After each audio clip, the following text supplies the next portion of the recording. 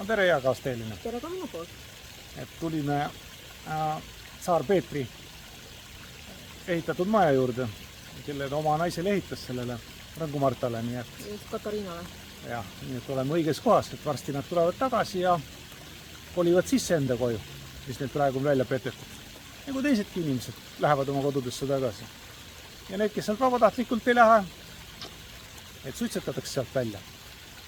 Aga mitte sellest ei tahtnud me täna rääkida, Vaid me tahtsime rääkida sellest, et iga aasta 20. augustil paljud eestlased meenutavad, kus nad viibisid, kus nad tegid sellel märgilisel päeval 33 aastat tagasi.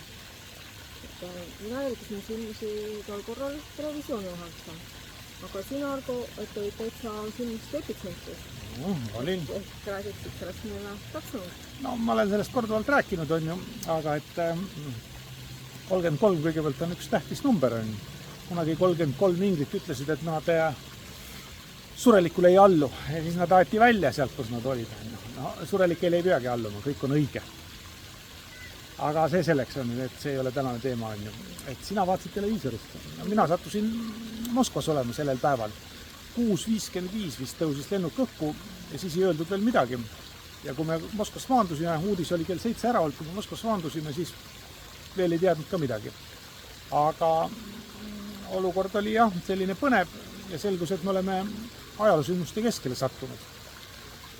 Ja tõepoolest, tankid olid õigemini sellised liikursuurtükid, need olid siis Moskva linnavalitsuse peale suunatud torudega ja nende vahel sai kõndida ja olukord oli selline festivalilaadne. Et ega seal mingit õudu vist ei olnudki, on ju. Tõsi, me arvasime, et parem on, kui me tagasi tuleme, et ei jää sinna, sest et võib-olla rongiliiklus katkestatakse näiteks. On ju. Ja siis tulime samal päeval igaks juhuks tagasi. Ja rongijaamas vagunisaatjad ütlesid, et kui me sõidame, et lähme siis Toiki akendest eemale. Et kui nad tulid, siis nad olid kividega saanud. No, arvata võib, et kividega saadi, sest selle probleemi tekitas osaliselt eestlased tekitasid selle probleemi, on ju, ja rongil oli ka ju Estonia külje peale kirjutatud. Nii et kunagi, kui oli 25 aastat sellest sündmusest möödas, siis isegi Delfi tegi sellest minu väikesest sellisest jutukesest nagu endale artikli, nii et kindlasti te leiate selle ülesse, kui te otsite, et eestlane Moskva rongis 25 aastat tagasi. Me võime selle viite ka alla panna. Võime, jah, et selline sündmus oli. On.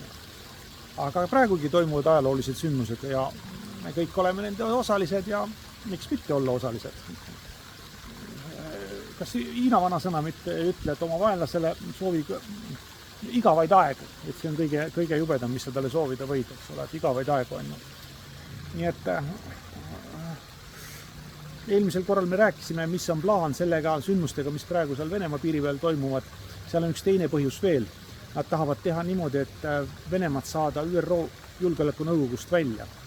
Ja siis võidakse teha juba igasuguseid asju, mis võib-olla inimkonnal kõige paremad ei ole. Aga võib-olla see läheb läbi, võib-olla mitte. No seal on ammu uurisetust, et keeleliselt on tõepoolest ÜRO selle julgeolekunõukogu liikmeks on Nõukogude Liidu koosseis.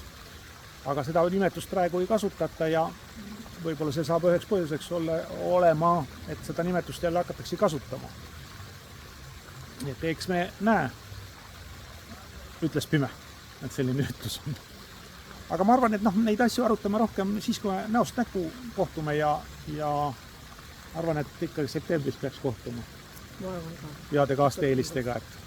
Ja teine asi veel, et kes siis septembris tulla ei saa, siis need inimesed, kes on mingeid tehinguid teinud mujale maailma, mis on seotud nende teatavate kontodega, et siis vähemalt saatke oma kohalikud kontonumbrid välja, et kuhu siis midagi peaks tulema. Millal ta tuleb, seda ei tea, aga fakt on see, et ta peab tulema. Aga ma arvan, mis me pikalt tututame.